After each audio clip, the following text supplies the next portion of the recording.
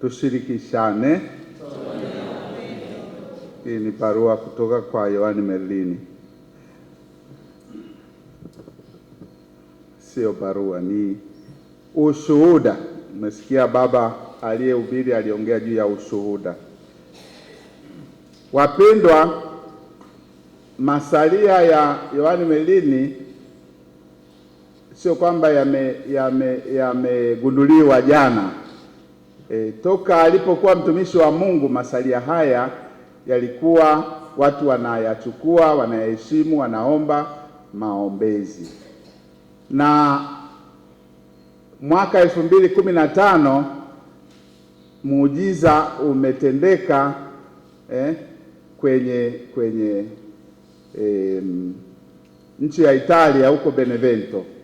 Leo hii mimi nilifikiria labda wakati wa mnapo tafakari kuzungukia katika jumuiya zenu mtaweza kutoa ushuhuda huu, lakini basi ni usome kama ulivyo, ya kwamba tumombe takatifu mwenye heri Yohane Merlini aweze kutenda miujiza katika maisha yetu ya kimwili na ya kiroho. Muujiza wa mwenye heri Yohane Merlini. Ngoja tuone Mtakatifu Gaspari atafanya nini. Ilikuwa tarehe 12 Januari mwaka 2015, siku ya kumbukumbu ya kifo cha Padre Yohane Merlini, misionari wa damu ya Yesu.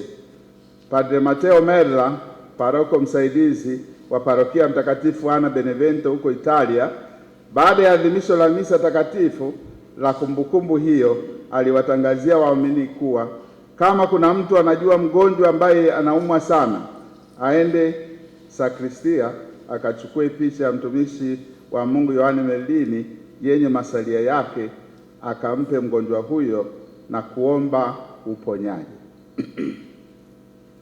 Baada ya misa, msichana mmoja aitwaye Maria Daniela akaenda kuchukua picha hiyo yenye sala na akamwambia padre kuwa mjomba wake aitwaye Siriacus au Siriaco kwa Kitaliano yuko mahututi, na kwamba madaktari wamewashauri wanafamilia wamhamishie kutoka hospitali ya pale Benevento wampeleke kwenye hospitali kubwa ya Cardarelli iliyoko mjini Napoli, kusini mwa Italia.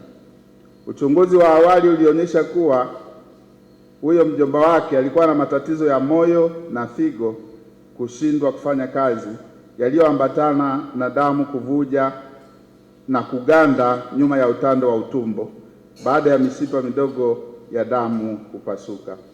Ina maana kadiri ya hali ilivyokuwa,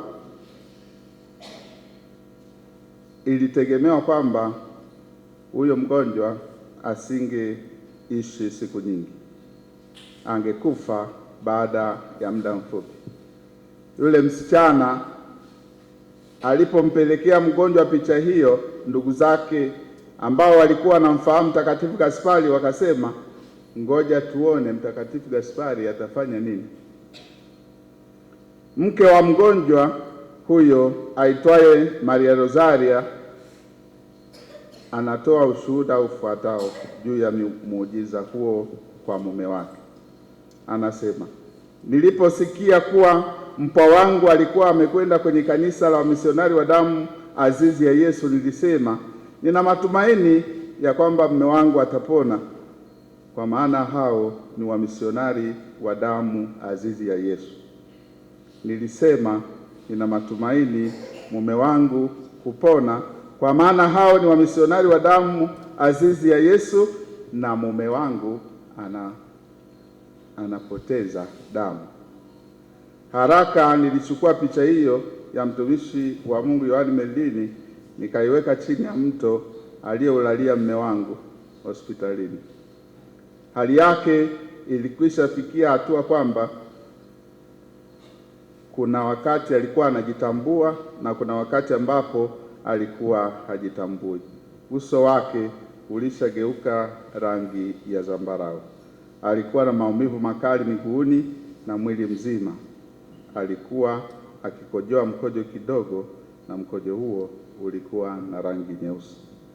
Baada ya kuweka picha hiyo chini ya mto, nilibaki naye kwa muda, na baada ya masaa machache nilianza kuona rangi ya mkojo wake ikibadilika kuwa nyeupe.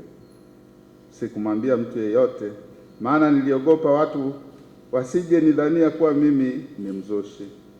Asubuhi iliyofuata, madaktari walituambia kwa mshangao kuwa kiwango cha hemoglobin katika damu yake ilikuwa kimeongezeka, na kiasi cha creatinina hemoglobin ni zile chembechembe katika damu zinazochukua hewa na kusafirisha kwenye mapafu, na creatinina ni ile sumu ambayo inabaki katika mkojo kwa sababu figo hazifanyi kazi vizuri.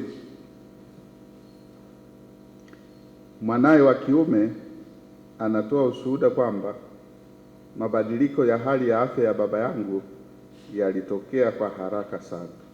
Ilikuwa ni swala la masaa machache tu baada ya mama yangu kuweka picha ya mtumishi wa Mungu Yohane Merlin chini ya mto.